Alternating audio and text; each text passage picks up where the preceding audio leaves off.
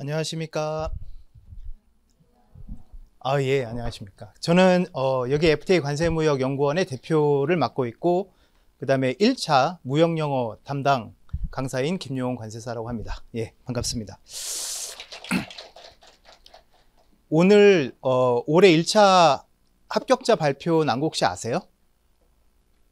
모르셨구나. 예, 알려드릴게요. 아무튼 관련된 내용이 좀 나와가지고 난이도가 미리 말씀드리면 올해 난이도가 조금 올라가가지고 합격률이 좀 많이 떨어졌습니다. 그러니까 좀 어려워졌다는 얘기죠.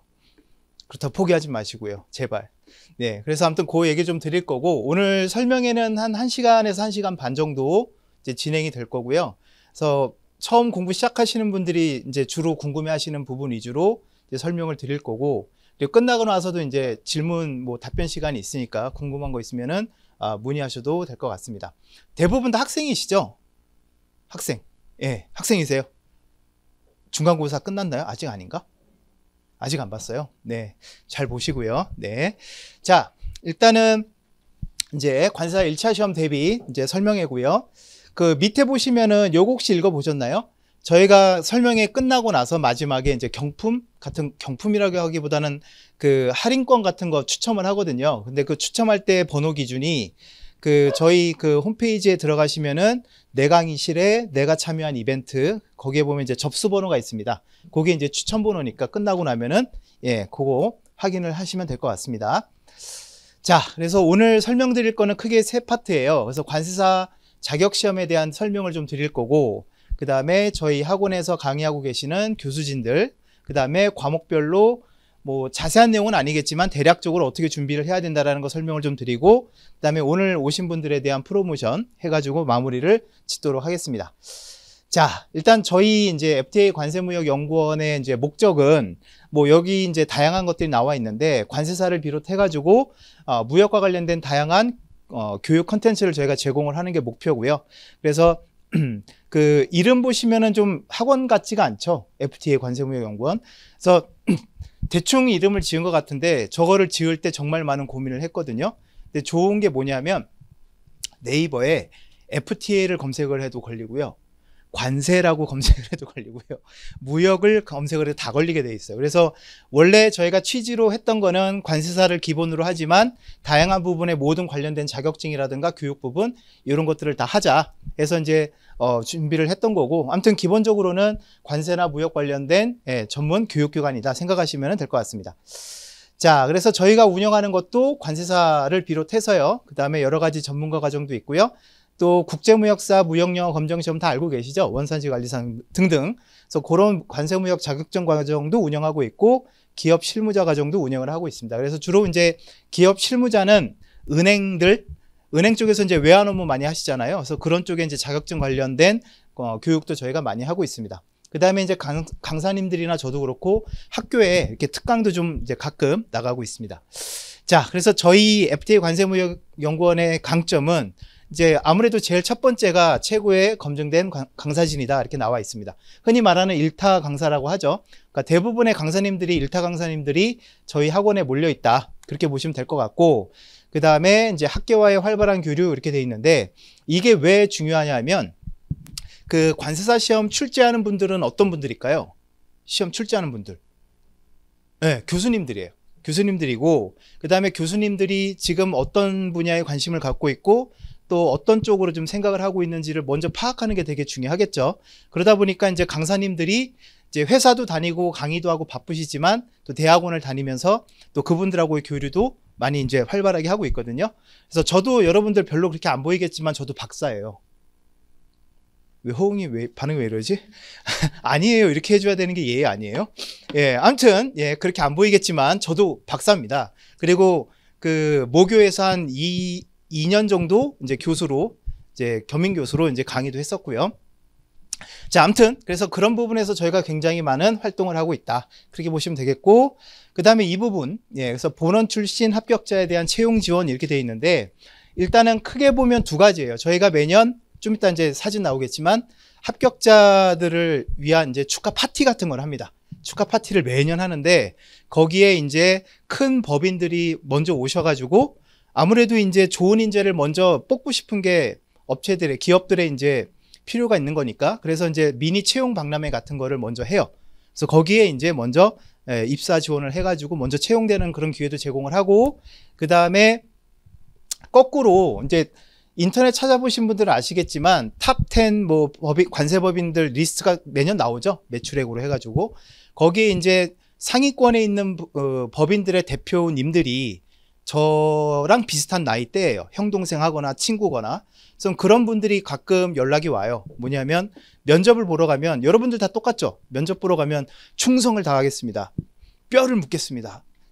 그죠? 입 바른 소리 다 하잖아요.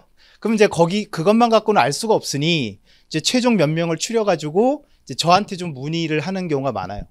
왜냐하면 이제 학원에 다녔던 모습이 찐 모습일 테니까. 그래서 아는 친구들에 대해서는 다 좋게 얘기해 드리죠. 예, 되게 성실하다, 열심히 한다 등등등. 그래서 그런 경우도 굉장히 많이 있다. 그렇게 보시면 되겠고, 그 다음에 이제 장학제도도 많이 운영을 하고 있습니다. 자, 그 다음에 뭐 비슷한 얘기들이에요. 국내 탑 법인들하고 MOU 체결한 부분들. 그 다음에 대학교랑 저희가 또 제휴를 해가지고요. 여기 언급되어 있는 대학들은 저희가 조금씩은 할인을 좀 해드리고 있습니다. 네. 자, 그렇고 그 다음에 아무래도 이게 저희의 최고의 업적이겠죠. 그래서 이제 10년은 훨씬 넘었지만 저희가 이제 개원한 지 한 12, 13년이 됐는데, 그러니까 최근에 합격자 1135명 중에 저희 학원을 거쳐간 사람들이 1073명. 그래서 10명 중 9명은 저희 연구원 출신이다. 보통 그렇게 얘기를 하죠. 여러분들 합격자들 보면은, 선후배들 보면은 학원 어디 다녔냐고 그러면 다 우리 학원 다녔다고 얘기를 할 거예요. 실제로 그렇습니다. 자, 그래서 저희가 2013년에 개원을 했는데 2014년부터 이제 합격자를 배출을 하기 시작을 했습니다. 그래서 90명 중에 78명이고, 밑에 거는 이제 저희 2차 모의고사. 관세사 학원은 좀 특이한 게 모의고사가 6개월이 진행이 돼요. 그래서 6개월 동안 어떤 학원을 선택했냐가 모의고사를, 그게 이제 어떻게 보면 이제 선골 같은 거거든요. 그래서 그런 출신들 중에서 이제 64명이 합격했다 보시면 되겠고, 뭐 비슷한 수치로 계속 합격자가 나오고 있습니다. 네. 뒤에 사진 잘 보이시죠? 이제 합격자 파티 하고 나서 마지막에 이제 단체 사진 찍자고 이렇게 하거든요. 그럼 찍자 그러면 되게 막 이래요. 근데 찍고 나면 사진 보내달라고 난리인데, 아무튼 예, 사진은 좋은 거죠. 이렇게 쭉 나와 있고, 2020년은 좀 37기인데 약간 저주받은 기수죠. 사진이 없어요. 왜 없게요? 왜 없을까요? 네, 모이면 이때 잡혀갔어요. 코로나. 예, 그래서 37기는 좀 안타까운 게 합격자 축하위원을 못했습니다. 코로나 때문에. 그래서 다음에 이제 21년에 35기부터는 이제 38기인데 이거? 예, 이거 오타가 났네요. 38기부터는 이제 축하위원이 가능하게 됐고, 39회는 너무 힘들었어요. 갑자기 합격자가 163명이 나왔습니다. 그래서 이거 파티 진행하는데 돈도 더블로 들고요.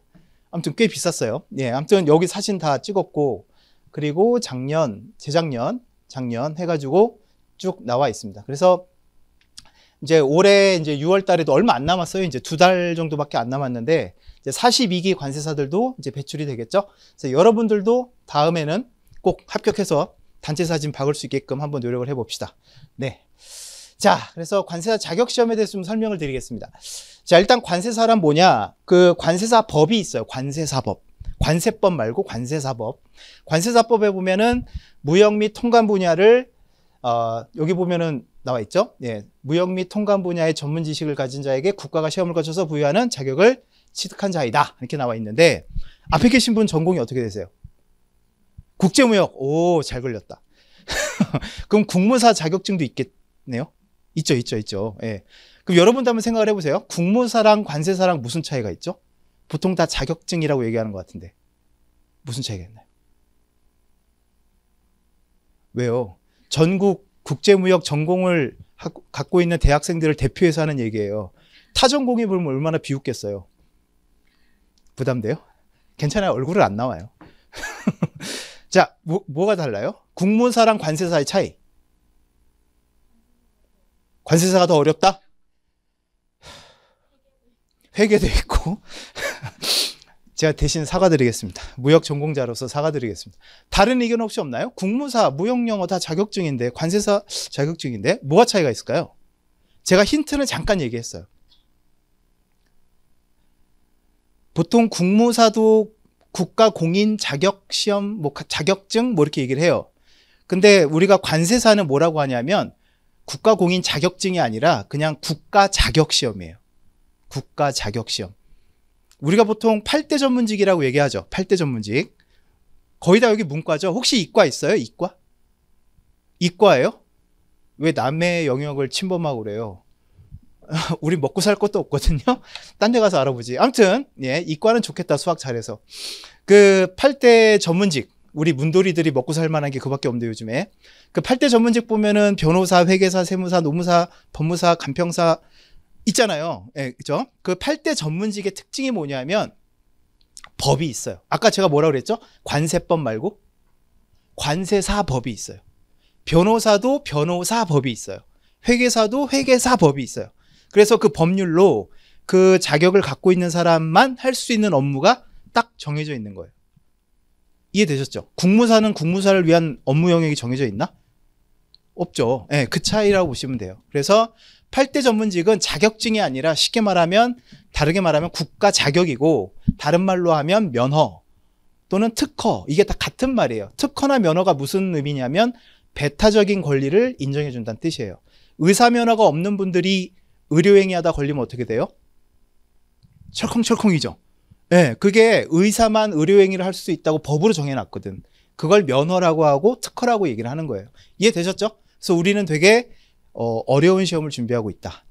예, 그래서 합격만 하기만 하면 어떤 울타리 안에 들어가서 편히 먹고 살 수 있다? 그건 모르겠어요. 울타리 안에 들어갈 수 있는 건 맞는데, 울타리 안에 들어가면 거긴 또 다른 경쟁이 있겠죠. 예를 들어 우리가 마이너리그라고 한다면 열심히 노력해서 메이저리그로 승격을 했어요. 그럼 메이저리그로 올라가면 끝이에요?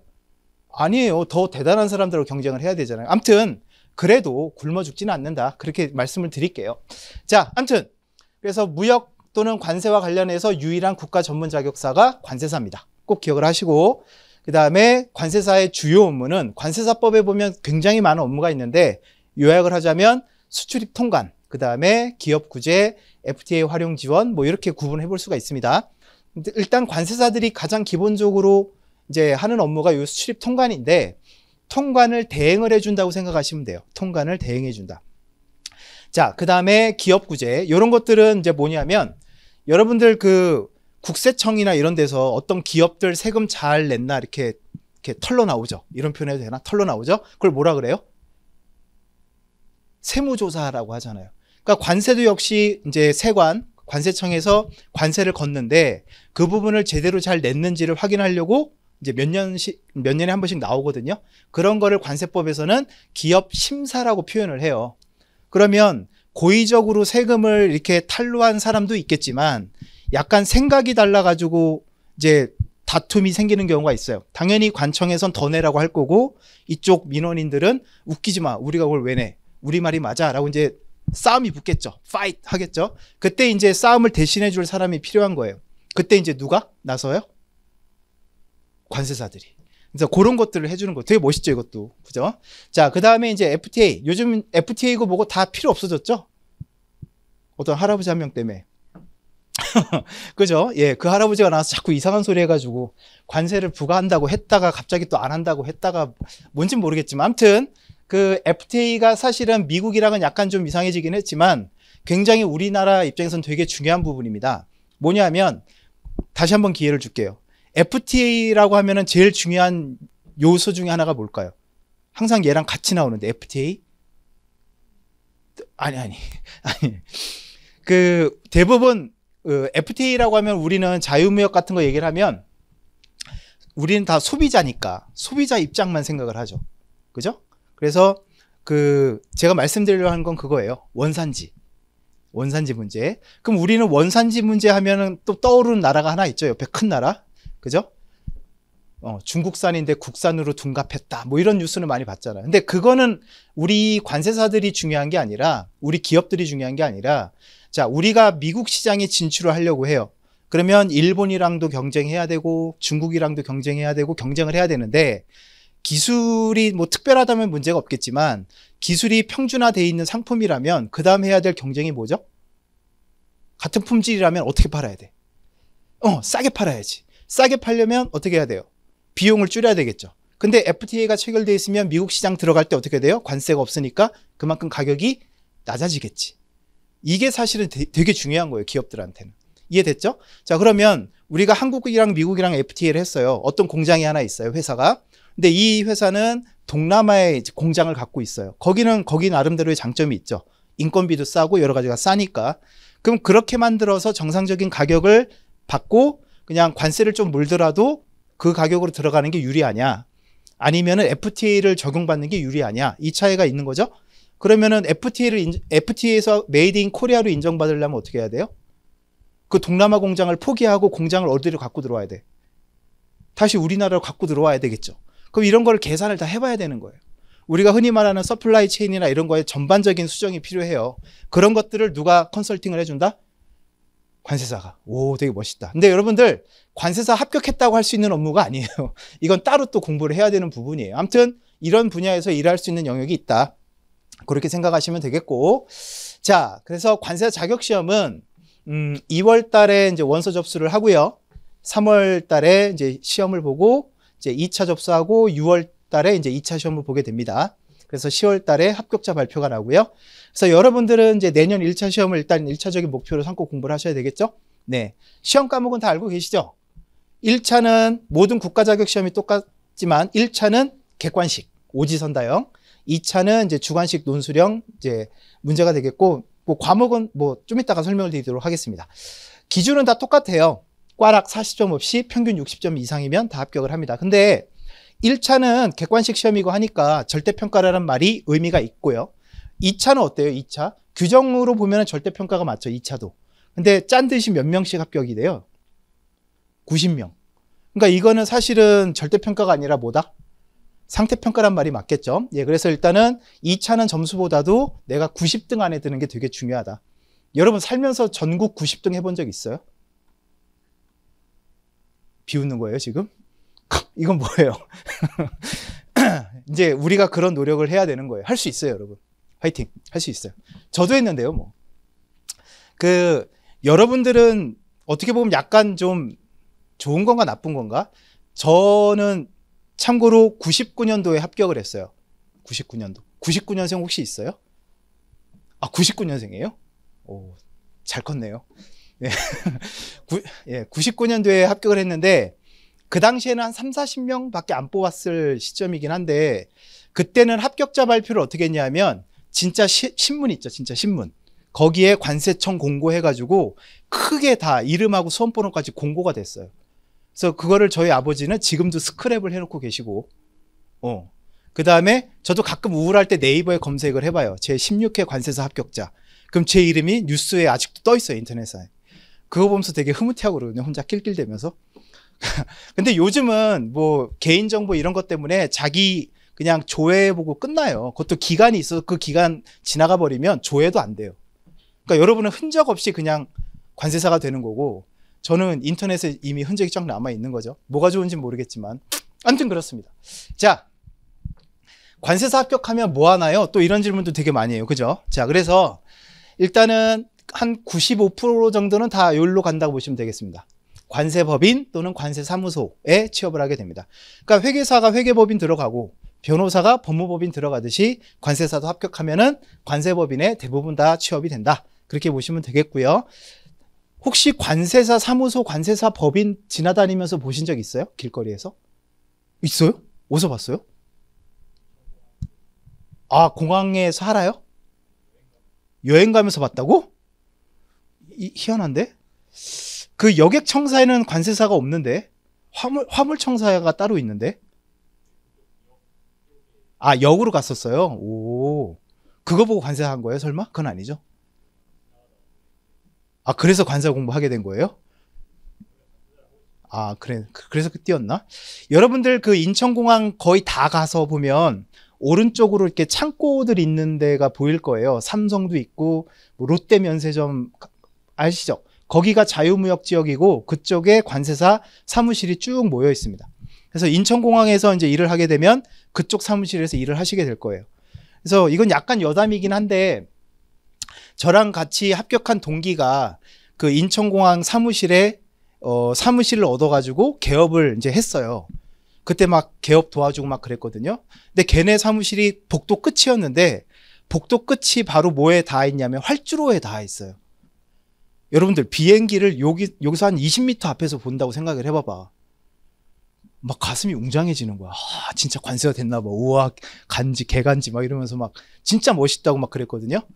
근데 그렇게 해서 그 친구도 이제 그렇게 시작을 했는데, 인천공항은 사실 뭐 처음엔 그런 게 되게 좋긴 하지만 그 섬이에요, 섬. 이게 무슨 말이냐면 택시를 타도 할증이 붙고요. 대리를 불러도 할증이 붙고요. 밤 늦으면 대리도 안 와요. 그러니까 거기서 이제 생활을 하는 친구들은 육지라고 표현하면 좀 웃기긴 한데 약속은 다 서울이나 이쪽 육지에 있을 거 아니에요. 그럼 놀고 왔다 갔다 생활하기가 너무 힘든 거예요. 그 당시엔 그랬어요. 지금은 이제 그쪽 신도시가 많이 발달돼서 괜찮긴 하지만 아무튼 그랬다. 그 다음에 여름에는 너무 덥다. 겨울에는 어떻다? 나 춥다. 예, 바닷바람 장난 아니다. 그래서 처음에 한 1년 정도는 젊을 때는 한번 해볼 만한 경험이긴 하긴 합니다. 아무튼 그쪽에 많이 모이고, 서울은요, 그 7호선에 보면 학동역이라고 있어요.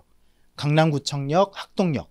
그쪽에 관세 사무실이 다 모여 있습니다. 왜냐하면 거기가 서울세관이 있거든요.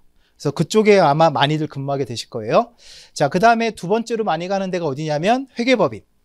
그러니까 회계법인에서 관세법인을 따로 이제 만들어가지고 운영하는 법인이 있는데, 업무 영역은 좀 달라요. 관세법인도 여기 보면 이제 심사 컨설팅을 주로 하긴 하지만, 관세법인은 베이스로 아까 얘기했던 통관 업무를 한다면, 회계법인 쪽에서는 통관보다는 심사나 컨설팅 쪽에 조금 포커스를 맞추고 있다, 이렇게 보시면 되겠고, 그 다음에 이제 통관취급법인, 밑에 보면 뭐라고 써있죠?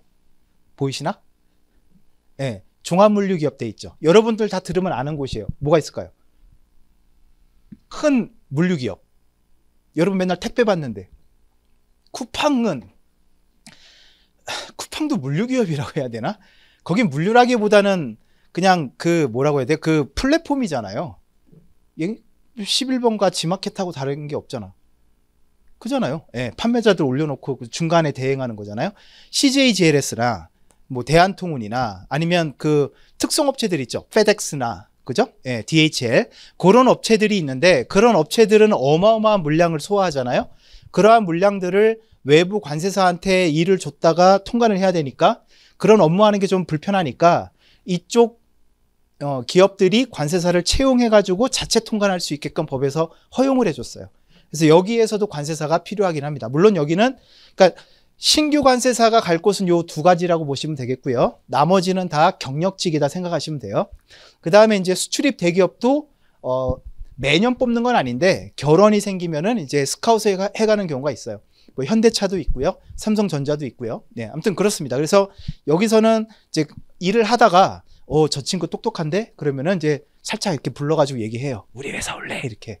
그럼 이제 그때 이제 슬쩍 가는 거죠. 근데 갔다가 어때요? 대기업 들어가면, 삼성전자 들어가면 삼성전자가 내 인생을 다 책임져 주나요? 그건 아니라는 거 알죠? 예. 대충 나이 먹고 하면은 너 나가 이제 이런단 말이에요. 그럼 이제 다시 결국은 어디로 와야 돼? 여러분이 올 곳은 그죠? 고향밖에 없죠. 결국은 다시 이제 일로 오게 다 돼 있긴 한데, 아무튼 여기도 그런 자리가 있고, 그 다음에 법무법인에서도 이제 가끔 한두 명을 뽑긴 합니다. 네. 근데 제 친구도 저기 갔었거든요. 너무 힘들대요. 그러니까 법무법인에 예를 들어 관세사는 나 한 명인데 변호사가 한 200명 있어요. 그 중에 반은 서울대 출신이에요. 무슨 말인지 알겠죠? 너무 서럽대요. 그래서 그 친구가 제일 불만 있었던 게 뭐냐면, 그 회사 야유회를 한다고, 체육대회였나? 회비를 걷는데요. 그래서 변호사들은 100만 원, 회비가 100만 원. 그 다음에 일반 직원은 30만 원씩 내는 거였는데, 지나가던 변호사가 딱 보더니 넌 30만 내라. 스크래치. 그래서 A식으로 나와버렸다고 하더라고요. 아무튼 그렇습니다. 그래서 우리를 받아줄 곳은 어디? 관세사. 왜냐하면 회계법인이나 법무법인은 회계사를 위한 곳이고 변호사를 위한 곳이지, 관세사가 마음 편히 누울 곳은 아니에요. 아무튼 그렇습니다. 네. 그 다음에 이제 공무원, 요즘은 조금 인기가 떨어지긴 했는데, 이제 관세직 공무원 응시할 때는 무려 가산점이 몇 점? 5점. 평균 5점이에요. 대단한 거죠. 특히 이제 관세사 자격이 있는 분들은 9급보다는 7급을 하겠죠. 그래서 7급은 많이 뽑지도 않아요. 관세직 7급은 한 5, 6명밖에 안 뽑아요. 근데 그 중에 반은 관세사 자격이 있는 가산점이고 나머지 반은 다른 가산점이 있죠. 무슨 특례 뭐 이런 거 있잖아요. 예, 아무튼 그래서 7급은 가산점이 없으면 붙을 수가 없는 게 관세직이라고 하더라고요. 아무튼 이런 진로가 있다. 중요한 건 합격만 하면 돼요, 여러분들. 자, 그래서 지금 벌써 몇 년 지났죠. 그 알파고하고 이세돌하고 바둑 두던 장면 기억나요? 이세돌이 마지막이라던데? 처음이자 마지막? 걔가 계속 학습을 하니까 이제는 이길 수가 없대요. 예. 아무튼 그때 AI 처음 막 이슈가 되면서 없어질 직업 막 나왔잖아요. 관세사도 마찬가지고 막 그런 얘기 했는데, 근데 그게 있어요. 업무 자체는 뭐 그런 AI가 대신할 수는 있겠지만 AI가 할 수 없는 게 뭐냐면 영업은 못 하잖아요.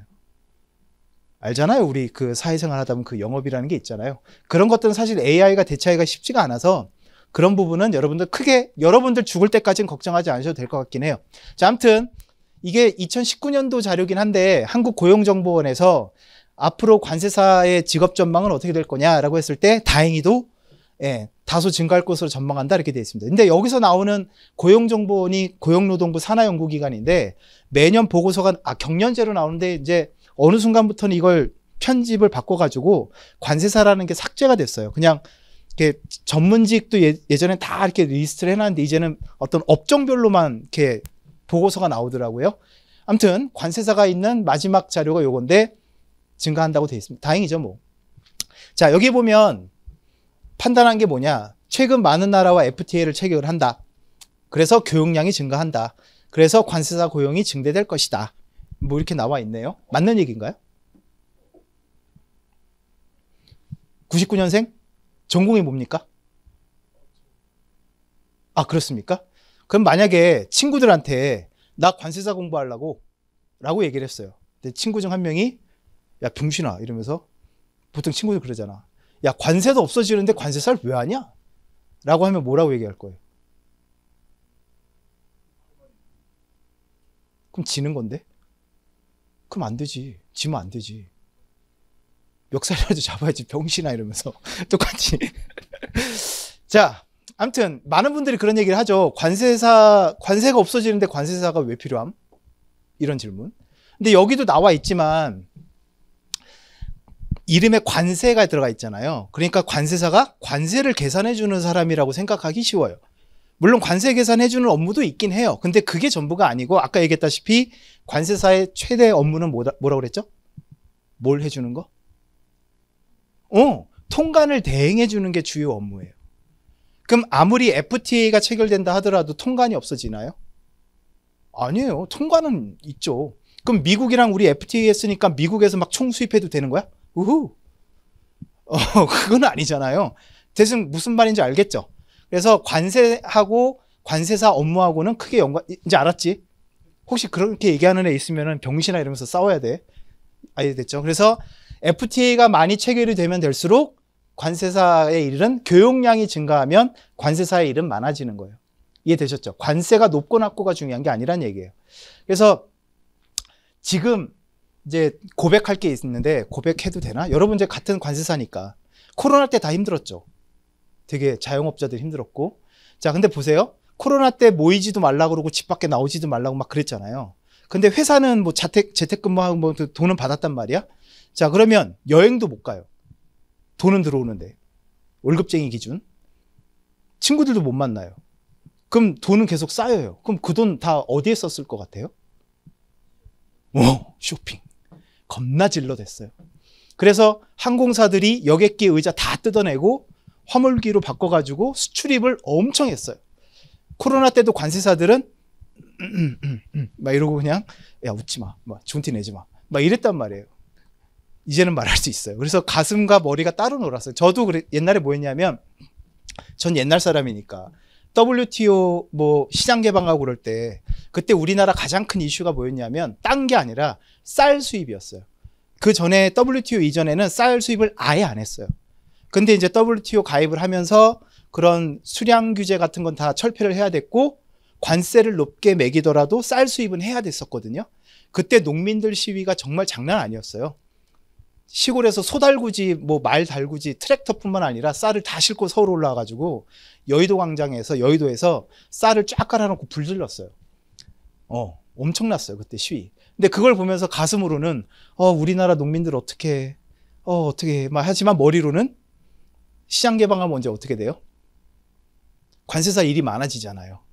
되게 흐뭇하게 웃고 있고, 가슴으로는, 저분들 어떻게, 약간 좀, 힘들었던 기억이 나는데, 아무튼, 우리 트럼프 할아버지가 그래서 계속 고춧가루를 뿌렸으면 좋겠어요. 관세 먹어라, 막 이러면서. 무역이 어려워져라. 이러면은 이제 관세사들을 찾는 분들이 많아지겠죠? 아무튼, 그냥 이건 농담이고요. 아무튼, 관세사는 무역량이 되게 중요하다. 관세는 별로 중요하지 않다. 꼭 명심하셨으면 좋겠습니다.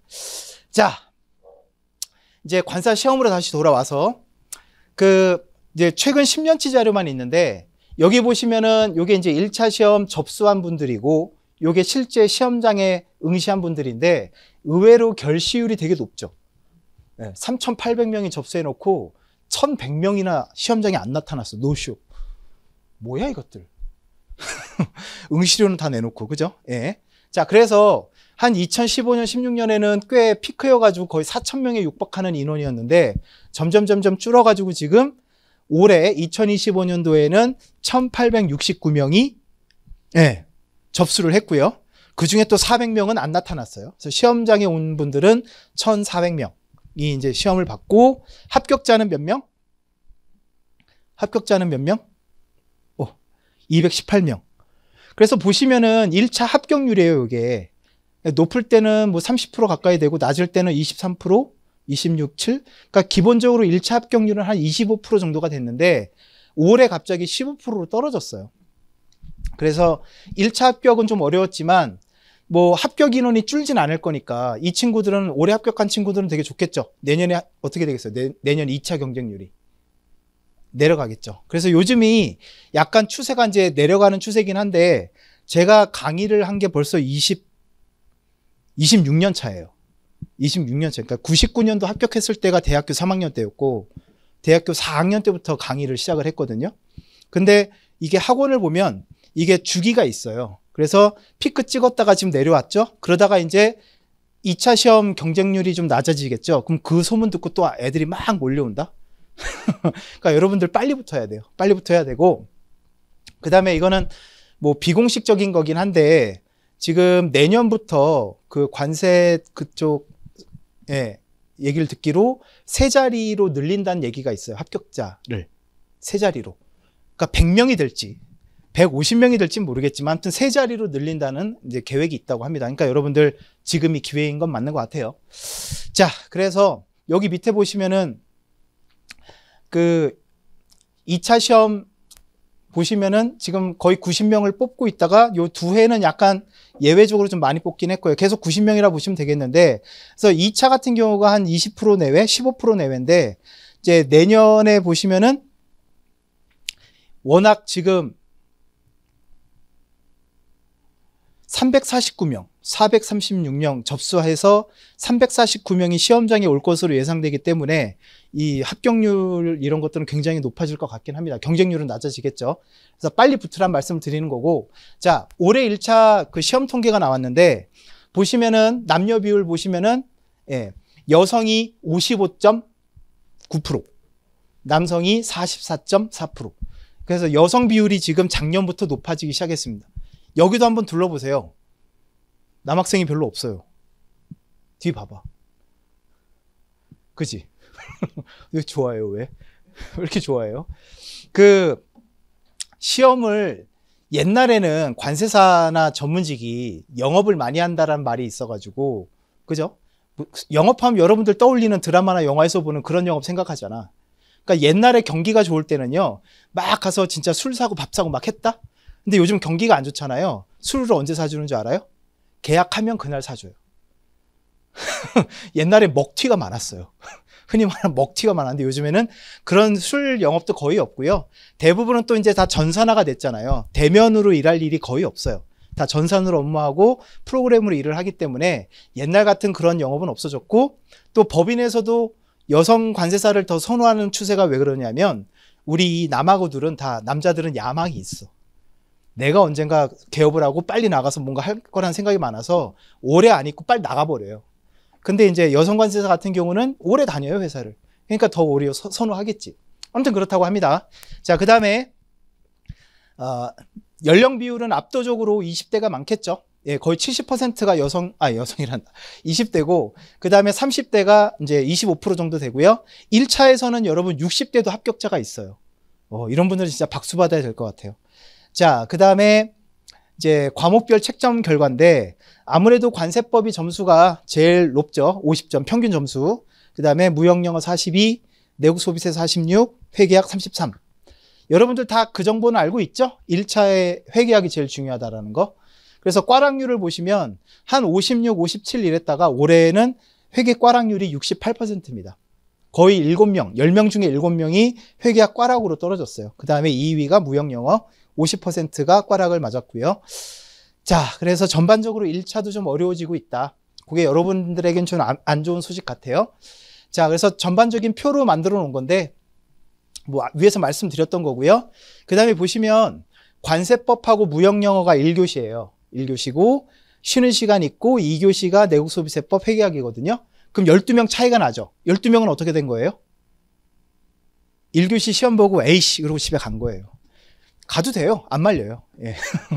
자, 그렇고 그래서 회계학 같은 경우는 지금 과락률이 너무 높기 때문에 일단 여러분들 1차 준비하실 때는 회계학에 정말 공부 시간의 반 정도 이상은 다 쓰셔야 됩니다. 초반에. 혹시 회계학과 있어요? 경영학과? 없어요? 회계학과야? 경영학과야? 회계사 해. 왜 남의 영역을 침범해? 여기 국무사도 있는데, 국정무역학과 있는데. 너무 어려워. 관세사는 쉽냐 그럼? 갑자기 열받게 만드는데. 물론 회계사가 어렵긴 하죠. 예, 인정. 아무튼 예, 다 합격해서 여러분들 내년에 다 봅시다. 내후년에. 자, 그 다음에 뭐 시험 응시율 추이인데 아까 표에서 나온 거를 그래프로 그린 거예요. 지금 내려오고 있죠. 조만간 이제 바닥치고 올라갈 일이 얼마 안 남았으니까 빨리 합격하시라는 말씀을 드리고, 그 다음에 평균 점수 추이인데 전반적으로 점수가 쭉 내려가고 있죠. 그러니까 1차도 난이도가 조금씩 올라가고 있어요. 예전에 보면은 1차 관세사 1차 시험은 3개월만 하면 된다 이런 말도 있었는데 이제는 택도 없는 것 같아요. 예, 그리고 여기 보시면은 이 분홍색이 내국소비세법이거든요. 근데 평균 점수가 높았다가 요번에 팍 떨어졌어요. 그러니까 2교시 같은 경우는 전략을 어떻게 세우냐면 내국소비세법을 빨리 풀고 회계하기 시간이 오래 걸리니까 회계하기에 많은 시간을 이제 배정을 하자라는 전략으로 들어가요. 근데 내세법이 조금이라도 어려우면 그 계획이 어떻게 돼요? 틀어지는 거예요. 그리고 내세법이 어렵고 확실하게 문제를 못 풀고 넘어가니까 멘탈이 어떻게 돼요? 나가겠죠. 그러면은 이제 회계학 문제를 봤을 때 머리가 정말 하얘져요. 아무런 생각이 안 나요. 그래가지고 결과적으로 회계학까지도 지금 점수가 굉장히 안 좋게 된 영향이 있지 않나 그렇게 생각을 합니다. 그래서 여러분들 공부는 정말 1차도 이제 열심히 좀 해놔야 되는 시점이 온 것 같습니다. 요거는 작년 최종 합격자들 통계예요. 남녀 비율 보면 역시 여기서도 여성이 57%로 많습니다. 작년부터 여성이 더 많아지기 시작을 했고요. 최종 합격자는 당연히 이제 20대가 제일 많고요. 74%고, 그 다음에 작년 같은 경우 이제 50대도 두 명이 붙었습니다. 예, 대단하신 분들이고, 그 다음에 유해 동차 비율이 있는데, 유해가 조금 더 많아요. 그래서 61%가 유해고, 동차가 38%. 유해하고 동차라는 말은 무슨 말인지 아시죠? 네. 아무래도 유해가 더 유리하죠. 네. 자, 그 다음에 이제 작년 2차 시험이 조금 어려웠습니다. 그래서 재작년까지만 해도 2차 그 평균 합격자들 평균 수험 기간이 30개월이었거든요. 근데 작년의 경우는 평균 수험 기간이 36개월로 늘었습니다. 근데 되게 변태 같은 친구도 있어요. 15개월 만에 붙은 친구도 있어요. 최종 합격. 변태라고 해도 돼? 그래? 아무튼 특이한 친구. 그 다음에 인간 승리. 작년에 합격한 분 중에 최장 공부한 분이 8년 6개월. 관세사 시험 역사와 함께한 분이에요. 그 사이에 많은 변화가 있었거든요. 예. 그래서 아무튼 이런 분들도 있어요. 자, 그래서 여기 이제 잘 보시면 통계적으로 유의미한 게 뭐가 있냐. 24개월 미만, 아마 이 유해 분들이겠죠? 이런 분들이 지금 9명밖에 안 돼요. 그 전년도까지는 그래도 20% 가까이 됐는데 이제는 10%밖에 안 되고, 그 다음에 3년 차가 31명, 34%. 그다음에 48개월 4년 차가 27%. 그래서 작년에 3년 차, 4년 차가 흔히 말하는 X 차가 많이 빠졌어요. 뭔 말인지 알죠? 고인물들이 빠졌다고. 그래서 지금 비어 있어요. 올해 공부한 장수생들이. 그래서 지금 또는 내년까지가 좀 기회인 것 같긴 하고. 그래서 이유회생들이 많이 빠졌기 때문에 이 말은 무슨 말이냐면 이제 공부가 2차도 난이도가 좀 올라가고 있다는 뜻이고, 그래서 여러분들 1차가 물론 어려워지긴 했지만 내년 1차까지는 거의 1년 가까이 남았잖아요. 그럼 1차만 맘 편히 공부하면 돼, 안 돼? 안 된다는 뜻이에요. 2차 공부도 계속 해주고 있어야 된다는 뜻이에요. 자, 그래서 그 두 가지를 여러분이 꼭 기억을 좀 했으면 좋겠고, 이제 48개월 지나가면 또 합격률이 내려가고 있죠. 네, 그래서 여러분들 이 공부는 너무 오래 할 공부는 아닌 것 같고, 이때까지 내가 공부를 했는데 합격을 못한다. 그러면 내가 언제쯤 빠져나가야 되겠다라는 기준도 갖고 계셔야 됩니다. 공부하다가 그냥 공부하다 보니 어느 순간 붙더라, 이게 아니라 목표를 갖고 거기에 맞춰서 이제 행동을 해야 돼요. 공부라고 하는 건, 고시 공부는. 그 말씀을 드리고, 동차생 같은 경우는 대부분 다 장수생이에요. 최소 이제 36개월이고, 뭐 60개월 이상도 3명이나 계시고요. 60개월이면 몇 년이죠? 5년이죠. 5년 후면은 당신은 몇 살 되는 거예요? 거의 30 가까이 되는 거 아니에요? 그러니까 빨리 붙어야죠. 빨리 붙어야죠. 자, 그 다음에 이것도 질문을 되게 많이 해서 저희가 설문으로 좀 받았습니다. 공부를 어디서 주로 했느냐? 1위 59%, 스카.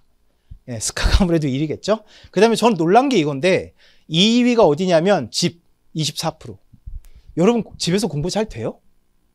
난 안 되겠던데. 고개만 돌리면 편해 보이고 따뜻해 보이는 침대가 보이잖아요. 고개만 돌리면. 그리고 공부하면 꼭 엄마가 부르죠. 야, 이거 먹어.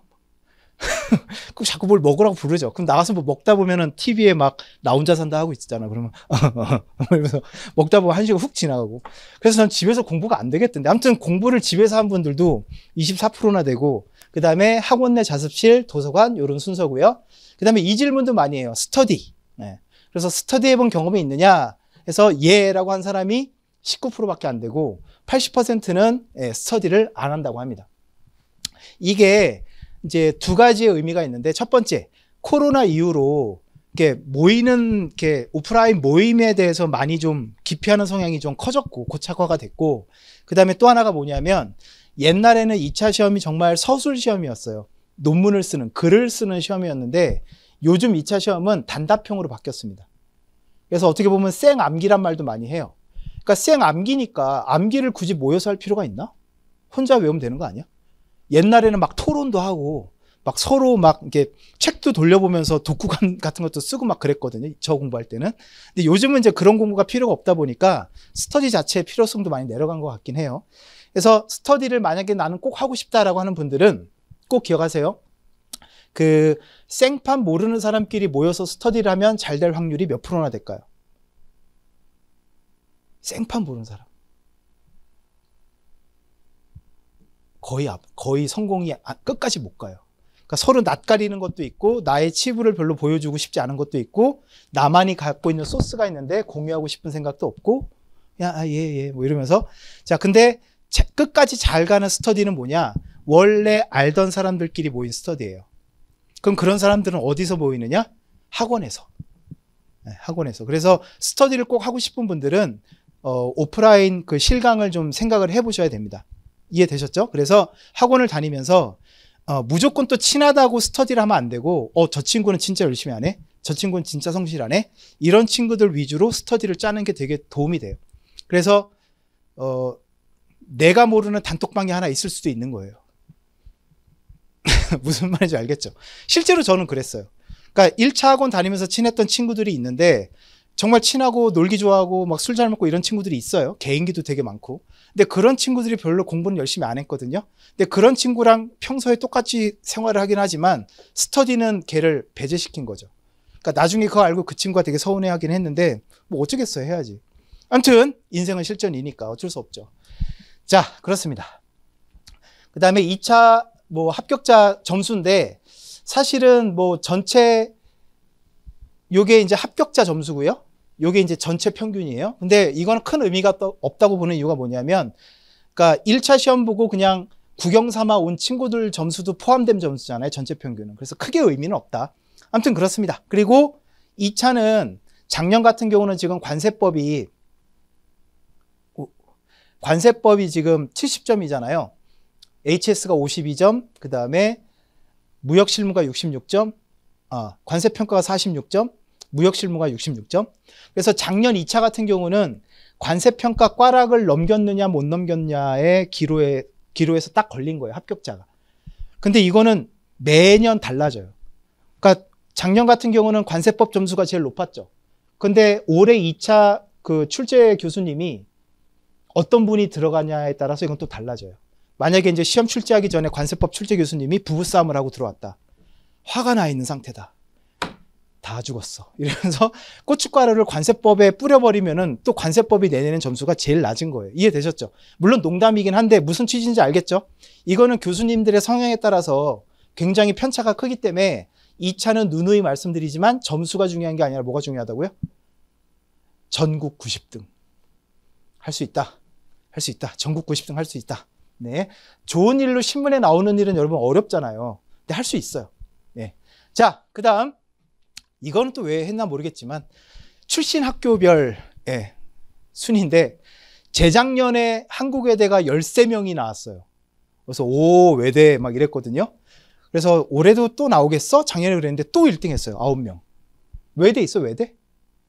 오 외대야? 외대야? 외대 뭔 일이 있어요? 왜 관수사 저렇게 목숨을 걸었대? 외대 무슨 과예요? 오 그럼 과에서 그냥 이렇게 다 합격자겠네. 다 관세사겠네, 주변이. 본 적 없어요? 오, 그래요? 학생은 무슨 과예요? 둘이 몰라요? 지금 와서 발견했나 봐. 선배야? 동기야? 아, 비밀스럽게 공부하는구나, 다들 은밀하게. 근데 그런 친구들도 있어요. 공부한다고 티를 내는 친구도 있고 떨어졌다 그러면 쪽팔리잖아. 그러니까 합격하고 얘기하려고 비밀로 하는 친구도 있다. 근데 둘은 큰일 났네. 비밀은 없겠다. 아무튼 외대가 뭔 일이 있나 봐. 아무튼 되게 많이 뽑고 그다음 합격을 했고, 그러니까 상위권에 있는 학교들은 거의 비슷합니다. 그래서 경희대, 영남대, 부산대, 중앙대, 경북대, 동국대, 성균관대, 세종대, 인하대에서 한 서너 명씩 쭉 배출을 하고 있고요. 뭐 중앙대나 뭐 이런 학교도 꽤 많이 배출을 하고 있는데 작년에는 좀 주춤했던 것 같고, 건대도 그렇고. 아무튼 그렇습니다. 네. 자, 그 다음에 이 질문도 많이 해요. 온오프 어떤 게 좋아요? 실강이 좋나요? 뭐 이런 질문 많이 하시는데, 작년 합격자를 대상으로 저희가 설문조사를 했어요. 그래서 나는 100% 인강만 들었다, 온라인만 들었다라고 하는 분들이 71%. 그 다음에 뭐 100%인지 아닌지는 모르겠지만 오프라인 강의도 들었다라고 하는 분들이 한 30%. 요것만 보면은 뭐 인강 들어도 상관없네? 물론 상관은 없어요. 자, 그런데 관점을 조금 바꿔서 저희가 작년에 판매한 내역이 온라인이 4천 공개를 이런 거 해야 되나? 팔았어요. 예. 그 중에 합격한 분들이 몇 명이에요? 59명이에요. 그죠? 예, 이러면 합격률이 1.43%밖에 안 돼요. 자, 옆에 오프라인 보면은 오프라인 들었던 친구들이 1년에 563명이었는데 이걸 분모로 놓고 합격자 24명을 보면 합격률이 몇 프로예요? 4.23%. 그러면 1.43, 4.26. 오프라인이 압도적으로 합격률이 높은 건 맞죠? 거의 3배 가까이. 그래서 왜 그런가 봤더니 여러분들 그 오프라인 2차 시험은 상대평가라고 그랬잖아요. 그러면 어떻게 공부하는 게 좋아요? 적이라고 표현해도 되나? 적들을 가까이 두고 저 새끼들 무슨 책 보지? 쟤 얼마나 공부하지? 이렇게 보면서, 왜냐면 집에서 혼자 하면 잡벅에 빠진단 말이야. 수고했어. 그래 수고했어 이러면서 뭐 인스타에 올린다. 수고했다. 나 자신을 칭찬해 막 이러면서 올려요. 근데 그게 중요한 게 아니라 상대평가라는 걸 잊으면 안 돼요. 그러니까 남들이 하는 것만큼 최소한 또는 그 이상을 해 합격을 하겠지. 그거를 이제 실강을 하다 보면 보이니까, 그래서 더 열심히 하는 거 아닌가 하는 생각이 들고, 그 다음에 러닝메이트가 되게 중요해요. 내가 되게 게을러질 것 같은데 오늘 학원 짤까? 집에서 막 이 고민을 하고 있어요, 침대에서. 근데 친구들한테 막 톡 오고 전화하고 난리도 아니야. 빨리 하라 이 새끼야, 너 없으니까 나 밥 혼자 먹어야 되지 않냐 막 이러면 걔 때문에라도 학원 와야 되겠지. 그런 게 생기더라고. 아무튼 그렇기 때문에 오프라인이 합격률이 높은 거 아닌가라는 생각을 개별적으로 하고 있습니다. 자, 이제 교수님들 좀 소개를 드릴게요. 저희는 과목별로 선생님들이 다 2분씩 있고요. 한 분을 여러분이 선택을 하셔야 돼요. 개인적으로 저는 추천은 못 해드리고요. 알아서 하세요. 알아서. 예, 검색을 해보시든 물어보시든. 자, 그래서 관세법에는 구민혜 관세사님, 윤준필 관세사님 2분 계시고요. 무역영어에는 사진이 마음에 안 드는데 아무튼 김용원 저하고 유샘나 관세사 둘이 있고, 그 다음에 회계학 내구소비세법을 맡고 계신 유지원 회계사님, 그 다음에 회계학의 김성수 세무사님, 내구소비세법의 이경신 세무사님 이렇게 있습니다. 다 훌륭하신 분들입니다. 자, 그래서 1차 시험은 말씀을 드렸다시피 1교시, 2교시 나눠지고요. 1교시에 관세법, 무역영어 같이 보고 쉬는 시간 있고, 2교시에 내국소비세법, 그 다음에 회계학 이렇게 있어요. 그래서 1교시에는 아무래도 무역영어가 조금 더 어렵고요. 그래서 관세법을 조금 빨리 풀고 무역영어의 시간을 좀 많이 배정을 하고, 아까 말씀드린 대로 2교시는 회계학. 그래서 그 1교시 끝나고 그 쉬는 시간이 꽤 길어요. 40분이에요. 그럼 여러분 시험 끝나고 종 울리면 보통 학교에서 어떻죠? 야야 관세법 2번 몇 번이야 몇 번이야 막 이러면서 아씨 3번 찍었는데 막 이런, 알지? 그런 소리들. 그런 소리가 여기선 들려. 아직 살아있어. 다음에 뭐가 올지를 모르니까. 그리고 2교시 끝나잖아요. 아무 말이 없어요. 조용히 다 짐 싸요. 그리고 지금은 올해는 아니었는데 하필 시험 장소가 여의도 윤중중학교인 경우가 많아요. 올해는 아니었지만. 그러면 생각을 해봐요. 3월 달에 따뜻한 봄에 시험을 봤어요. 시험을 잘 친 분들은 모르겠지만 망쳤어요. 윤중중학교예요. 딱 나왔는데 막 벚꽃이 흐드러지게 피어 있어요. 그리고 강이 흘러요. 되게 우울해지겠죠. 그래서 강이 옆에 있으면 좀 위험하긴 한데 아무튼 다행히 그것 때문에 그런지 모르겠지만 올해는 윤중중학교가 아니었다. 그래서 2교시 끝나면 다들 죽고 싶다는 생각 많이 한대요. 왜냐하면 한 번도 이런 시험을 쳐본 적이 없거든. 무슨 말이냐면 40문제잖아요. 내가 계산해서 푼 문제가 15문제밖에 안 돼요. 뻥같지? 진짜예요. 그럼 어떻게 합격률이 결정되느냐? 그날 기분에 따라서 3번으로 밀었냐? 4번으로 밀었냐? 그 차이예요. 그러니까 되게 괴로운 거예요. 내가 공부를 안 한 게 아닌데, 그러니까 내가 공부를 했어도 막상 그 시험장에 딱 들어가면 얼어버리니까 머리가 돌아가질 않는 거예요. 그래서 2교시 때는 정말 힘들대요. 여러분들. 그러니까 남 얘기라고 생각하지 마시고 평소에 공부를 그래서 많이 해놓으셔야 된다. 그래서 여기서 한 가지 말씀드릴 거는 없고 좀 이따 설명을 드리도록 하겠습니다. 자, 관세법은 뭐 특징인데, 일단은 관세법이 1차 시험에서는 점수를 가장 많이 받을 수 있는 효자 과목이에요. 그리고 요거는 2차 시험하고도 연결이 되죠. 그러니까 당연히 열심히 해야 되는 과목이고요. 그 다음에 새끼 과목이라고 해가지고 관세법 말고 FTA 특례법이라는 과목이 또 있습니다. 요거는 12월 말 또는 1월 달에 특강이 열릴 거예요. 올해 연말 아니면 내년 초에. 그거를 좀 들으시면 되겠고, 절대 새끼 과목 제끼지 마세요. 무슨 말인지 아시겠죠? 그러니까 관세법의 60점 정도인데 그 60점에서 70점으로 올리는 거와 FTA 특례법은 0에서 10점을 올리는 거잖아요. 어느 게 더 쉬울까요? 이미 60점인데 거기서 70점을 올리는 거와 0에서 10점을 올리는 거, 어느 게 더 쉬워? 후자죠, 당연히. 그러니까 여러분들 이거 제끼면 안 돼요. 자, 그렇고요. 그 다음에 무역영어. 보통 무역영어 대한상공회에서 하는 시험도 있는데 그 시험하고는 조금 다른 게, 관세사 무역영어는 여기 나와 있지만 국제협약에서 대다수의 문제가 출제된다 이렇게 돼 있죠. 그러니까 시험 범위가 있어요. 시험 범위가 있는 영어 시험이라고 보시면 돼요. 그래서 영어를 내가 못한다 라고 해도 약간 힘들긴 하겠지만 그냥 외워버리면 돼요. 외워버린 분이 한 2명 있었어요. 26년간. 진짜 많이 보면 외워진대요. 100번 보면 외워진대요. 그러니까 뭔가 그 내용을 이해해야 풀 수 있는 게 아니라 단어를 좀 바꿔놓는다거나. 뭐야 아까 그랬지? 매도인이 영어로 뭐야? 그렇지. 셀러. 그죠? 그럼 매수인은 뭐예요? 바이어. 왜? 딴 말이 또 있어? 그러니까 셀러 바이어가 있잖아요. 그럼 셀러 바이어를 자리를 바꿔놓는 문제 있죠. 뭐 그런 식이거든요. 그래서 그렇게 어려운 문제는 아니에요. 그래서 많이 읽어보면 금방 풀 수 있는 문제들이 많다. 그래서 영어 쫄지 마라. 그렇게 말씀을 드리고, 내국소비세법은 부가가치세법이 제일 비중이 높아요. 부가세 30%고 개별 소비세, 주세가 5문제씩. 부가가치세는 여러분들 수입되는 물품에는 관세만 부과되는 게 아니에요. 부가가치세도 부과가 돼요. 그래서 우리가 배우는 거고, 개별 소비세 혹시 뭔지 아시는 분? 개별 소비세. 우리는 여기서 좀 먼 삶을 살았지만 앞으로는 우리가 성공하면 개별 소비세가 붙는 품목을 많이 소비하게 될 거예요. 뭐가 있어요? 자동차. 그 다음에 백. 나는 30 넘도록 샤넬을 채널로 알았어요. 관심이 없었거든. 채널 막 이러고 막 그랬는데, 아무튼 그런 백, 그다음 시계, 예? 그다음 골프장 뭐 이런 것들. 그래서 그런 삶을 우리가 앞으로 살아야 되지 않을까? 관심 없나? 아무튼 예. 자, 그다음에 그런 사치품이나 고가의 물품에 붙는 소비세고, 주세법은 다 알죠? 예. 그래서 우리나라 술값이 비싼 이유는 다 뭐다? 주세율이 어마어마하다. 예. 그래서 요거는 뭐 여담이긴 한데, 그 소주가 여러분 알코올 도수가 몇 프로예요? 요즘 나오는 거 17? 그 정도 하나? 맥주는 5%?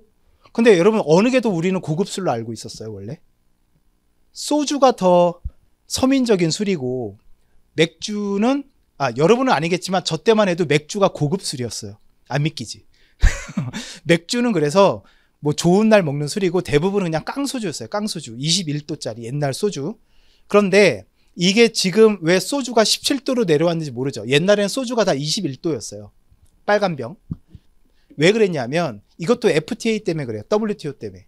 왜냐하면 모든 술은 알코올 도수가 높을수록 세금이 높은 게 정상적인 이치예요. 그리고 20도가 넘으면 전 세계적인 기준으로 위스키로 분류가 돼요. 근데 우리나라는 거꾸로 맥주가 더 세율이 높고 소주가 더 낮았단 말이에요. 그러니까 맞아 안 맞아? 안 맞죠. 그러니까 20도로 계속 도수를 유지하려면 세금이 어떻게 돼요?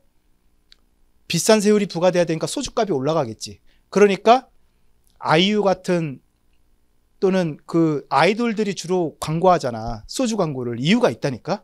순하지 않아요. 막 이러면서 깔끔해요. 막 이러면서 소주 도수를 은근히 슬쩍슬쩍 낮춘 거예요. 그래야 세율이 달라지거든. 아무튼 그런 이유가 있습니다.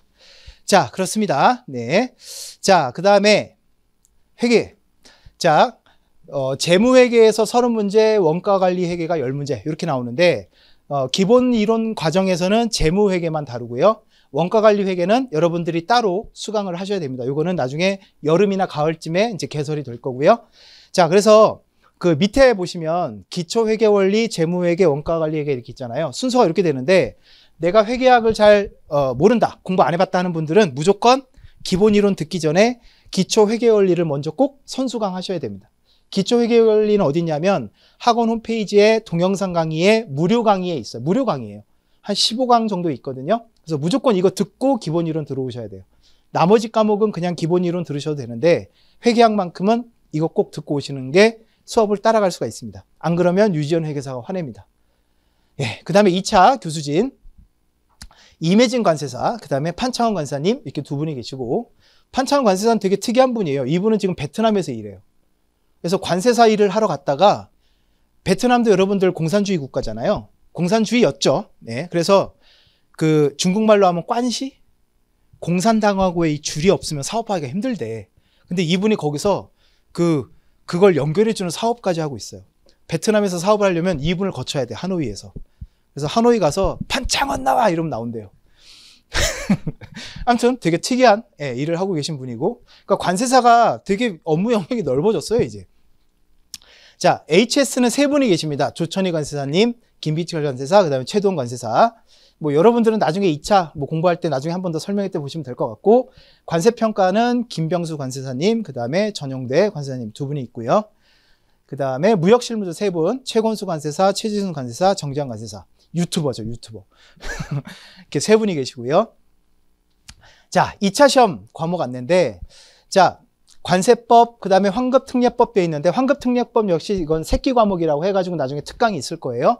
그래서 2차 시험은 좀 잔인합니다. 힘듭니다. 왜냐하면 80분씩 그 시험을 몇 번 봐야 돼요? 4교시를 봐야 됩니다. 하루 종일 써야 됩니다. 사람 진짜 힘듭니다. 여러분들 여기 보시면 22줄 20페이지라고 되어 있죠? 그래서 제가 하나 들고 온 게 요거예요. 아니, 겁주면 안 되는데. 요게 이제 2차 답안지예요. 답안지인데 거의 노트 같죠? 그래서 연습지가 있어요. 연습지는 왜 있었냐면 지금은 사실 크게 의미는 없는데 옛날에는 소논문을 써야 된다고 그랬잖아요. 그러니까 목차를 먼저 잡아야 됐어요. 목차 잡고 써야 되니까. 그래서 연습지가 있고요. 그 다음에 이제 여기서부터 본론이 들어가요. 이해됐죠? 그래서 요렇게 해서 22줄이고 요게 몇 페이지? 몇 페이지? 20페이지. 근데 이거를 2권씩 내는 미친놈들도 있어요. 오, 대단하죠. 아무튼 그렇습니다. 자, 그래서 이게 한 과목이에요, 여러분. 4과목을 한 권에 쓰는 게 아니야. 이게 한 과목이야. 그래서 이거를 쓴단 말이에요. 그래서 사람이 이렇게 정신을 집중해가지고 80분씩 4교시를 쓰잖아요. 그러니까 모의고사도 하긴 하는데 4교시쯤 가면 심신이 지쳐요. 너무 힘들어요. 진이 빠지니까 사람이. 그리고 시험이 언제예요? 2차 시험이 6월이잖아요. 덥잖아요. 그러니까 요즘은 뭐 학교든 학원이든 에어컨이 있긴 하지만 저 때는 옛날 얘기해서 죄송한데 그 에어컨이 잘 없었어요. 그럼 진이 빠지니까 팔이나 이런 데 다 땀이 날 거 아니에요. 그럼 종이가 어떻게 돼요? 이렇게 쓰다 보면 이렇게 붙어서 딸려 올라오겠죠. 그리고 그 자리에 펜을 쓰다 보면 찢어져요. 스트레스 막 장난 아니었는데 아무튼 이때 되면 아 그냥 집에 갈까?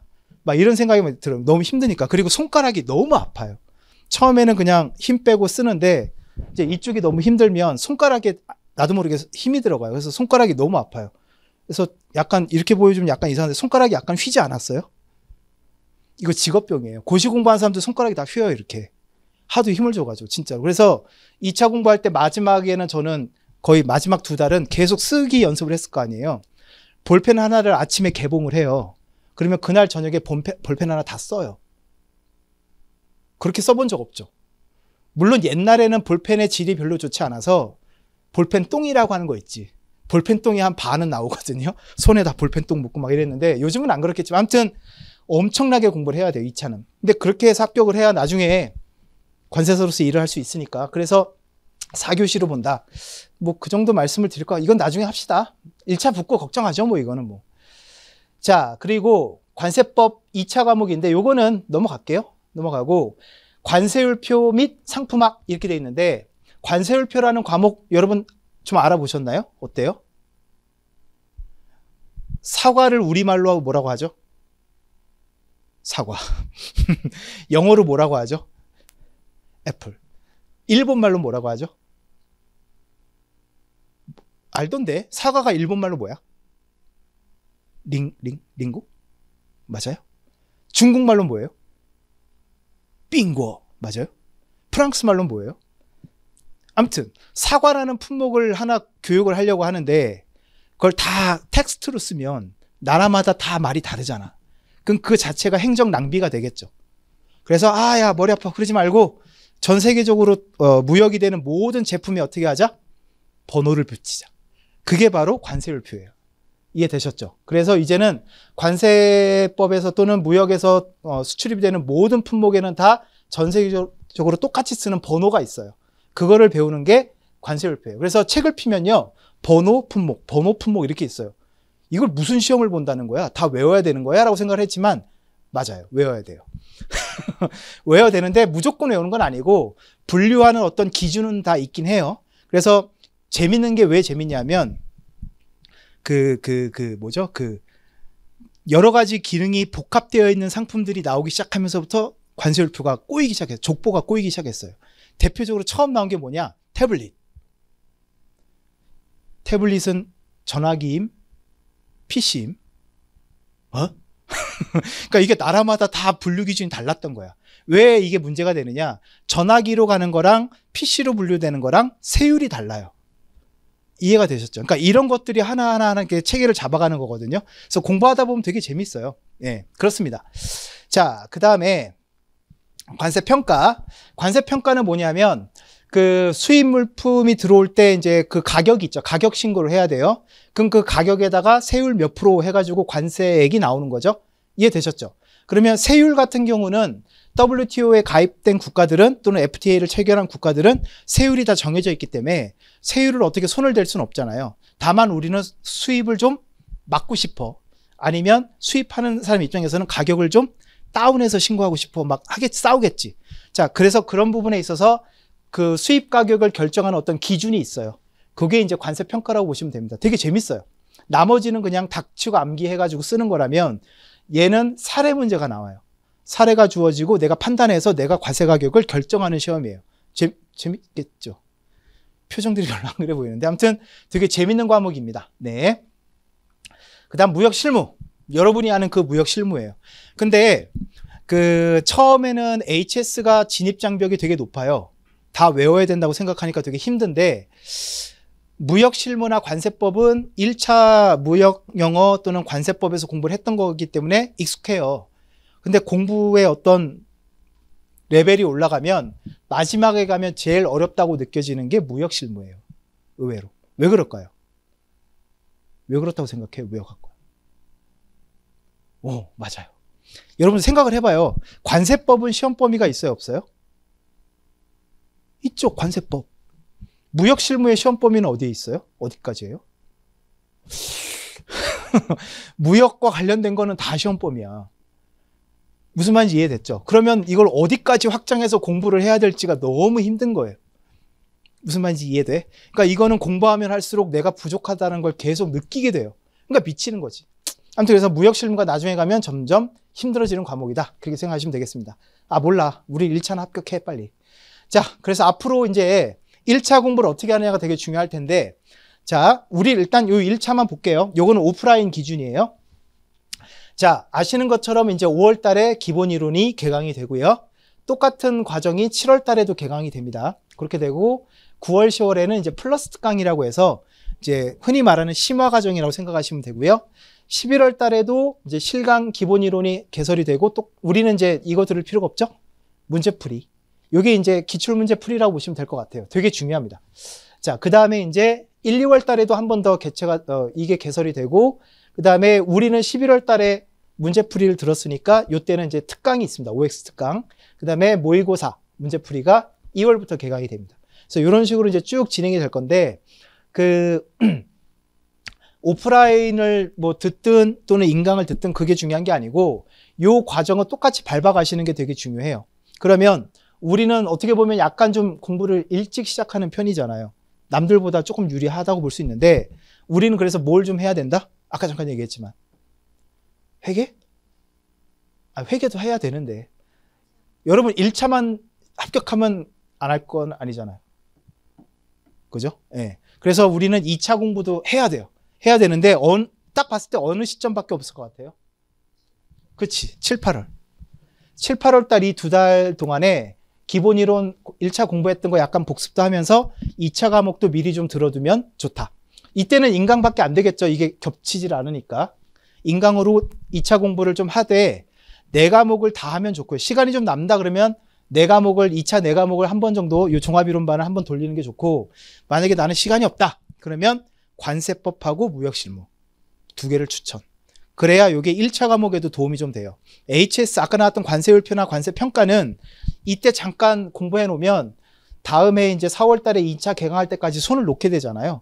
그럼 별 의미가 없어요. 수업 들어놨던 의미가 없기 때문에 이왕이면 관세법하고 무역실무 예, 그 2개를 이때 좀 공부를 하시고 네. 다 바쁘세요? 바쁘세요? 바빠요? 뭐 학교랑 병행을 해서 시간이 없어요. 막 나도 대학 다녀봤거든?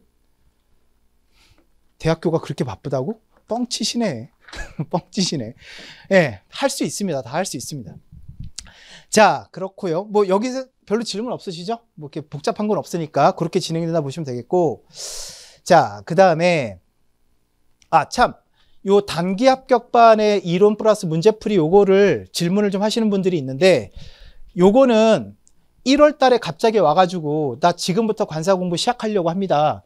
3개월 만에 합격할 수 있게 해주세요. 뭐 이런 친구들이 있어요. 그래서 그 친구들한테 들으라고 그냥 따로 이제 인강으로 묶어서 파는 거지 이때부터 공부해도 된다는 뜻은 아니니까 요건 보지 마시고 그 다음에 원가관리 얘기가 나와 있죠. 9월 10월 달에 같이 들으셔야 되고 FTA 특례법 이렇게 공부하시면 되겠습니다. 자, 그 다음에 우리는 이제 프로 공부러가 돼야 돼요. 동의하십니까? 아닙니까? 그럼 프로와 아마추어의 차이는 뭘까요? 고시 공부에 있어서 뭘 것 같아요?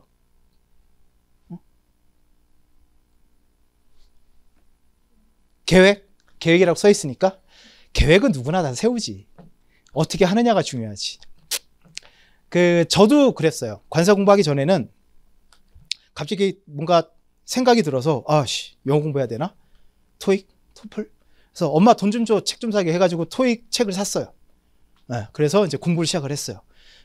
저 때는 이제 그 두꺼운 사전 여러분 봤나? 영안사전? 전자사전 이런 게 없었거든. 부잣집만 보는 거였어. 그래가지고 이제 영안사전 갖다 놓고 토플책 갖다 놓고 연습장 갖다 놓고 단어장도 갖다 놓고 시작해가지고 막 공부해요. 외우고 막 단어장 정리하고. 그래서 막 처음에는 이제 몰입이 되죠. 예, 의욕이 있으니까. 정신 차려보면 한 3-4시간 지나 있는 거야. 너무 뿌듯한 거야. 막 이러면서. 근데 그 책이 한 1000페이지 되는 책이었는데 그렇게 공부를 하면 한 5-6페이지 나가 있더라고. 오케이. 오늘은 됐어. 그리고 이제 다음날 가요. 똑같은 패턴으로 해요. 근데 어제 한 게 기억이 안 나요. 그러니까 어제 거 좀 보고 오늘 똑같은 패턴으로 공부해.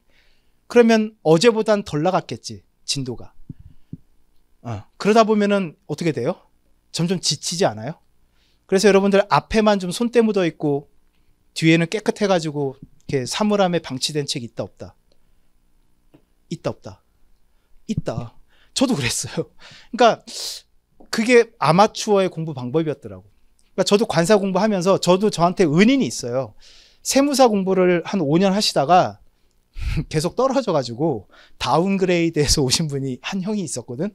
근데 그 형이 세무사 공부하면서 그 형도 5년을 공부했으니까 그분이 말씀해 주신 공부 방법을 따라하니까 되더라고요. 그래서 일단 계획은 계획인데 여러분들 꼭 명심해야 될 게 뭐냐면 처음부터 덤비면 안 돼요. 무슨 말이냐면 관세사 같은 이제 고시 공부에 뛰어들게 되면 과목별로 책이 다 1000페이지가 넘어요. 그 1000페이지를 적게는 2-3번, 많이 보면 한 10번도 봐야 되거든. 근데 그렇게 본 적이 없죠. 그걸 왜 못하냐면 한 번도 해보질 못했기 때문에 그래. 한 번만 다 해보면 그 다음부터 2회독, 3회독 때는 되게 쉬워지는데 1회독도 제대로 못해요. 그러다 보니까 이게 힘들어지는 거거든요. 그래서 아까 제가 말씀드렸던 거에 어떤 그 실패 요인은 뭐냐? 예를 들어 강의 듣고 정리하고 뭐 이해하고 외우고 쓰고 뭐 이런 단계가 있잖아요. 그 모든 단계를 다 한꺼번에 하려고 하면서 망하는 거예요. 그러니까 회독마다 분업을 해야 돼요. 분업을. 그거는 나중에 수업 들을 때 좀 말씀을 드릴게요. 아무튼 분업을 해야 돼요. 그래서 여러분이 되게 중요한 시험을 공부하고 열심히 하고자 하는 의욕도 있지만 그거와는 별개로 책 한 테 덤비면 여러분이 지겠죠. 그죠? 예, 그러니까 처음부터 씹어먹어 버리겠어. 이런 마음으로 덤비면 안 되고 안녕. 네가 관세법이니? 그러면서 그냥 강의 들으면서 이런 거구나. 이거 중요하구나. 야 이러고 넘어가는 게 이래독이에요. 근데 이거를 잘 못해요. 근데 해야 돼요. 하고 나서 이제 2번째 보잖아요.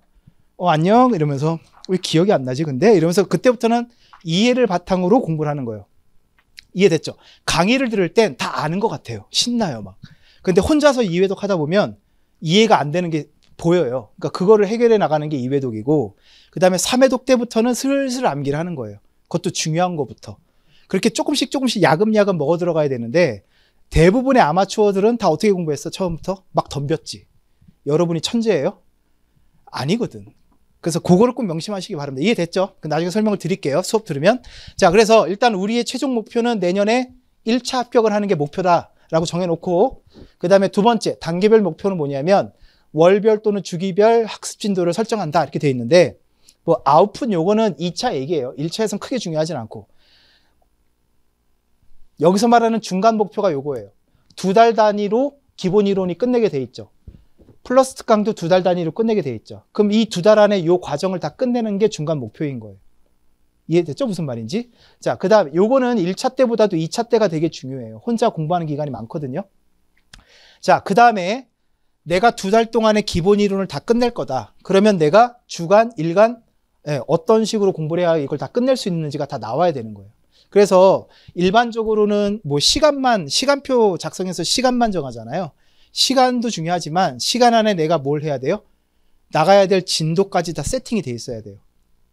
이건 되게 쉬워요. 그냥 n분의 1 하면 돼요. 2달의 기본 이론 끝난다고 하면 2달이면 8주죠. 그럼 일주일 시간표를 짜요. 그럼 관세법이 몇 번 들었는지 세면 대충 2달 동안 몇 번 들어있다가 나올 거 아니에요. 그럼 강의 수가 있잖아. 전체 강의 수가. 그럼 한 번 들을 때마다 몇 강씩 소화하면 되는 거야? n분의 1 하면 나오잖아요. 그럼 그날은 그 강의 수를 다 하는 거죠. 만약 혼자 책을 보고 있다면 그 책 페이지로 나누면 되는 거고. 그래서 그걸 무조건 끝내야 되는 거예요. 그날. 이해되셨어요? 모르는 게 있으면 일단 그거 표시해 놨다가 일단 그날 진도를 다 끝내고 다시 돌아와서 그 부분을 보든 한이 있어도 그날 진도는 다 끝내는 거예요. 일단 그런 식으로 계획을 짜서 실행을 해보시는 걸 추천을 드립니다. n분의 1 해가지고. 그리고 계획을 짜서 해보다 보면 이 계획이 나한테는 좀 빡세다. 또는 이 계획은 나한테 좀 널널하다 나오겠지. 그럼 그때 수정을 하면 되는데 대부분의 학생은 계획 세운다고 또 한 달 보낸다? 여러분, 내가 해보기 전까지는 정답이 없어요. 그러니까 공부를 할 때 내가 확실하게 계획을 다 짜놓고 공부를 하겠다라는 계획, 그거는 사실 틀린 생각이에요. 내가 해보지 않으면 관세사 공부가 얼마나 어려운지, 관세사 공부가 얼마나 양이 많은지 지금 알아요? 모르잖아요. 모르는데 무슨 계획을 세워? 그러니까 대충 세워놓고 기준점 세워놓고 일단 해보라고. 부딪혀 보라고. 그리고 나서 내가 그걸 조정을 해가는 방향으로 해야 되는데 쓸데없는 쪽에 시간을 많이 쓰더라고요. 일단 무조건 N빵을 해요. 무슨 말 이해됐죠? 그래서 시간표 짤 때 내가 뭐 학교를 간다 그러면 학교 시간표 뺀 나머지 시간에 무슨 과목을 몇 과목 몇 페이지 몇 강을 들을지를 다 세팅을 해 놓으라고. 오케이? 네, 그런 식으로 짜서 일단 공부를 좀 하시고요. 자, 그래서 크게 보면 12월까지는 이론 완성 단계라고 좀 일단은 보시고 제 기준으로 최소 2회독. 근데 2회독도 적어요, 사실. 한 3회독은 해야 되는데. 1회독을 보면 저거 들어봤는데 어디서 봤더라 찾아가질 못해요. 무슨 말인지 알지? 2회독 때부터는 찾아갈 수 있어요. 그 다음에 3회독쯤 되면요 그 페이지가 어렴풋이 이미지가 떠올라요. 어느 구석에 무슨 필기가 돼 있고 무슨 말인지 알지? 그 정도는 돼야 이제 시험 볼 수 있는 수준이 되는 거거든요, 여러분들. 그래서 3회독 정도는 꼭 해주셨으면 좋겠습니다. 그리고 여기 이제 문제 유형 적응 단계, 실전 연습 단계 돼 있는데 이 실전 연습은 모의고사고요. 이 문제 유형 적응 단계가 뭐 1월로 돼 있지만 우리는 11월에 하기로 했잖아요. 여러분에게 꼭 당부드리고 싶은 게 뭐냐면 그러니까 플러스 특강까지는 이론 과정이라고 보시면 돼요. 그래서 그 다음부터 이제 문제풀이인데 문제풀이로 넘어오는 거를 다들 좀 두려워해요. 왜 두려워하냐 봤더니 이게 테스트라고 생각을 하는 것 같아요. 근데 문제풀이 과정, 요 과정은요 기출문제로 그냥 또 1회독 하는 거예요. 이해되셨죠? 테스트는 여기 모의고사가 테스트고 요건 테스트가 아니에요. 그러니까 요건 빨리 넘어오셔야 돼요. 왜냐하면 문제를 풀어봐야 이래서 이게 중요했구나.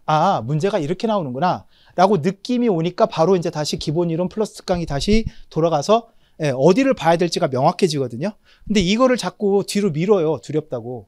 어떤 학생이 문제풀이인데 안 듣고 있길래 너 왜 문제풀이 안 들어? 그랬더니 기본 이론을 좀 더 완성해야 될 것 같아서요. 라고 얘기해요. 그럼 저는 물어보죠. 얼마나 공부하면 완성돼? 평생에도 안 돼요. 진짜 여러분들 국가고시는요 평생에도 완성이 안 되는 공부예요. 그러니까 완성된다라는 기준 자체를 없애야 돼요. 오케이? 예, 우리는 그냥 6, 70점 정도 맞으면 해피한 거예요. 그 생각 꼭 명심하셔야 돼요. 우리는 100점이 목표가 아니에요. 자, 그렇게 공부하시면 될 것 같고, 자, 작년 합격자들한테 합격을 위한 가장 중요했던 노하우가 무엇이었습니까? 라고 물어봤더니 1등 50%가 암기예요 라고 답변을 했어요. 2차 시험이다 보니까. 그 다음 2위가 공부계획과 학습량이었습니다. 그 다음 3위가 이해독, 강사. 네, 이렇게 돼 있네요. 무슨 의미가 있는지 저도 잘 모르겠는데 암기가 제일 중요한가? 근데 여러분들 그게 있어요. 아무것도 모르는데 외우라고는 외우겠어요? 안 외워. 그건 고문 아닌가? 그죠? 예. 네. 저 또 옛날 얘기긴 한데 군대에 딱 자대를 갔는데 첫날에 고참이 오더니 그 중대원 이름이 적힌 80명 명단을 주는 거예요. 같은 동기인데도 뭐 군복, 그러니까 입대 월별로 쫙 서열이 있는 거예요. 80명. 그걸 순서대로 외워야 되는 거예요. 내일까지 외우래요. 사람 이름도 얼굴도 모르는데 이름을 순서대로 외워야 되는 거야. 근데 외워지겠어요? 안 외워졌죠. 그래서 대충 외우는 신용하다가 몰라 막 이랬는데 다음날 진짜 체크를 하더라. 그래서 몇 년도 몇 월군번 그럼 타다닥 얘기를 해야 되는데 얘기를 못해줘 당연히. 그러니까 옛날엔 진짜 때렸거든. 바로 막 주먹 날라오고 해서 대가리 박아서 대가리 박았다? 대가리 받고 있는데 그 앞에다가 다시 이걸 머리 앞에다 쓱 넣어주는 거야. 1시간 준다, 외워? 이랬거든요. 근데 여기서 인간의 능력을 내가 알았잖아요. 사람이 생명의 위협을 느끼면 초능력이 발휘가 돼요. 1시간 만에 외워져요. 진짜로. 아무튼 그랬습니다. 아무튼 농담이고, 이분들은 지금 어떤 분들이에요? 이 답변을 하는 분들이. 합격한 사람들. 그러니까 합격한 사람들이니까 이 사람들은 이해는 어떻게 된 거죠? 이해는 그냥 기본 깔고 가는 거고, 막판에 암기가, 그러니까 디테일을 살리는 게 이 사람들한테 막판에 그 고민거리였을 테니까. 그래서 암기가 중요하다고 얘기를 한 거지만, 무조건 시작부터 암기를 하라는 뜻이 아니에요, 여러분들. 당연히 무슨 말인지는 알아먹어야 그 다음에 외울 수 있는 거 아니에요? 이해되셨죠? 예, 그렇게 이해하셨으면 좋겠고. 자, 이건 뭐야? 회계학 꽈락률이 여러분 68%래요. 회계학을 관세사 시험에 누가 하는 거야, 진짜. 옛날에 없었는데. 자, 그래서 그 패스클럽이라고 하는 과정은 다 알고 계시죠? 그래서 그거를 결제하신 분들 또는 이런 기본 이론 과정 결제하신 분들은 5월까지는 지금 한 2, 3주 남았잖아요. 근데 그때까지 놀지 말고 회계학 공부하시라고 기본 이론 강의를 열어드린다고 합니다.